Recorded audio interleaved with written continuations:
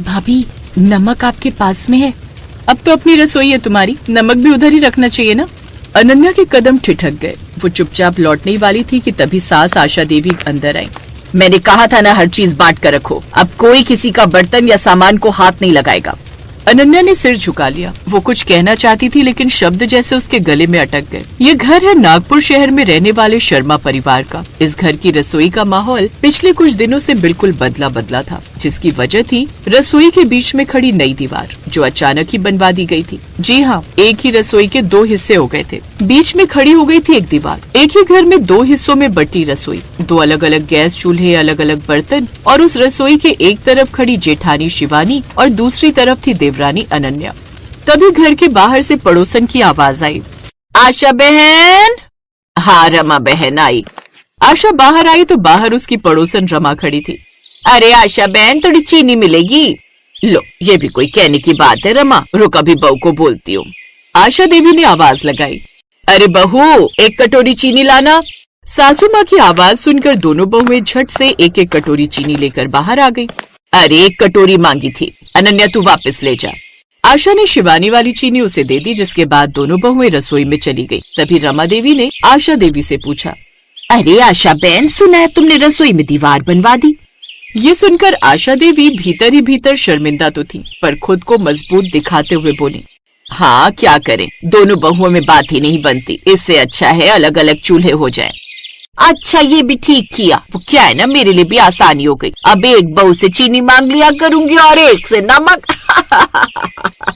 ऐसा कहकर रमा वहाँ से चली गई, लेकिन आशा देवी मायूस हो गई, क्योंकि वो जानती थी कि रसोई में लगी वो दीवार असल में इस घर के दिलों में लगी हुई दीवार थी। लेकिन आखिर ऐसा क्या हुआ था शर्मा परिवार में, जिसकी वजह से एक ही घर में दो दीवारें खिंच गई थी? आइए ये जानने के लिए चलते हैं इस कहानी की शुरुआत में। 6 महीने पहले त्योहार का सीजन था। रसोई में काफी काम था।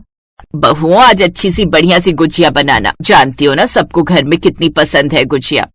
आप फिक्र मत कीजिए माँ जी, आज की गुजिया सबको याद रहेंगी, इतनी अच्छी बनेगी। हाँ माँ जी, हम बढ़िया से मिठाई बनाकर देख लेंगी।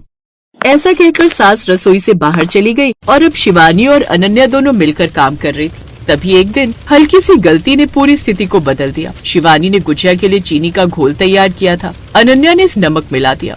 अरे तुमने ये क्या कर दिया, ये तो पूरा घोल खराब हो गया। हे भगवान, ये कैसी बेअकल देवरानी दी है मुझे।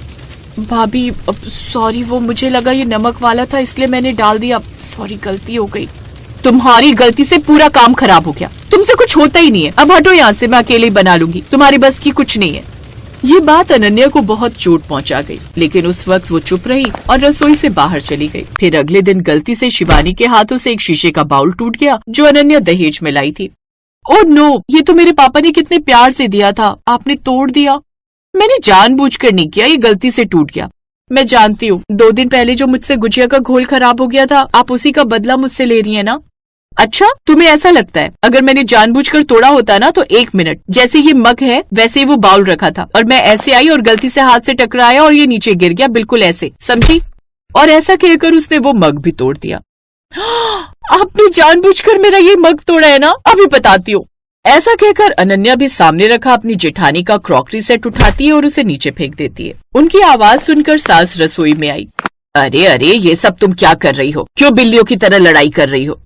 जैसे तैसे सास दोनों को चुप करवाती है, लेकिन अगले दिन फिर कुछ ऐसा होता है जिसके पीछे दोनों की फिर से लड़ाई झगड़ा शुरू हो गया। दरअसल अनन्या गैस बंद करना भूल गई और सब्जी जल गई, जिस पर गुस्सा होते हुए शिवानी कहती है, लो कर दिया सत्यानाश। माँ जी, मैंने कितनी बार कहा इसे रसोई में आने मत दिया करो माँ जी, एक काम ढंग से नहीं होता इससे।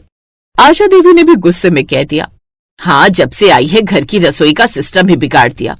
और यहीं से शुरू हुआ मन का खिंचाव। अनन्या चुप हो गई। शिवानी हर बात पर तकरार करने लगी। छोटी छोटी बातें तकरार में बदलती गईं। तकरार दूरी में और दूरी उस दीवार में बदल गई जो कुछ दिन पहले खड़ी कर दी गई। सास ने परेशान होकर एक दिन उस घर में दीवार ही खींच दी।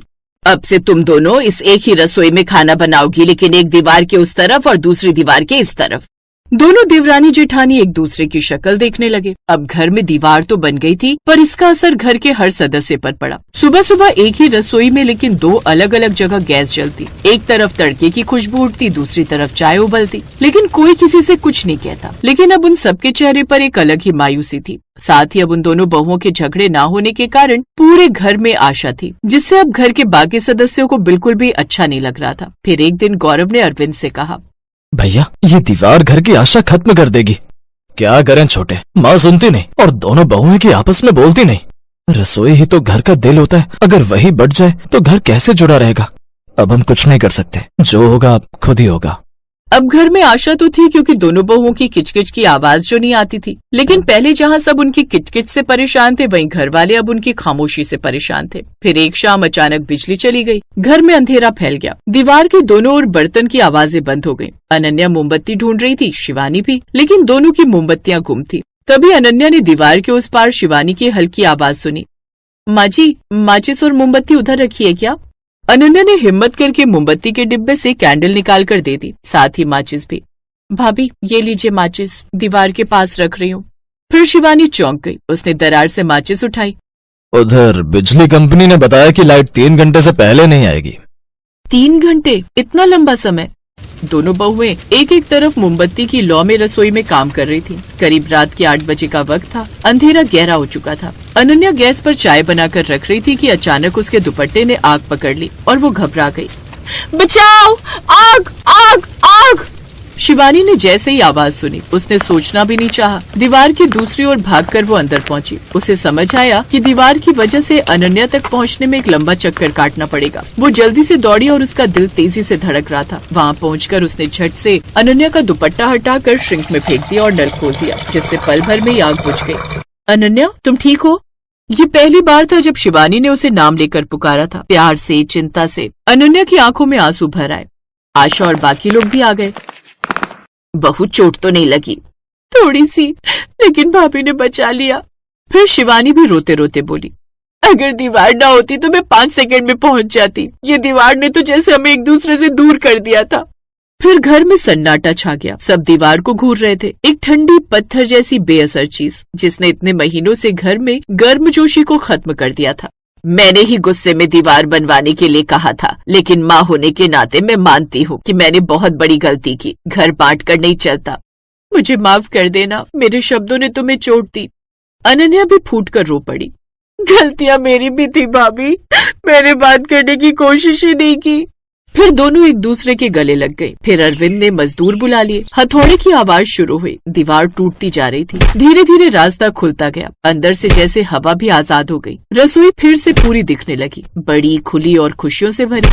दोनों बहुएं दीवार गिरते हुए देख अब खुश थी। अब तो फिर से एक चूल्हा जलेगा ना भाभी? हाँ, एक ही चूल्हा, लेकिन हम दोनों मिलकर जलाएंगी और मिठाई भी एक साथ ही बनाएंगे। अगले दिन रसोई पूरी तरह साफ कर दी गई। बर्तन फिर से अपनी जगह आ गए। दोनों बहुएं साथ में काम कर रही थीं। भाभी, आज आपके हाथ की गुजिया सीखनी है और मुझे तुम्हारे हाथ की अदरक वाली चाय।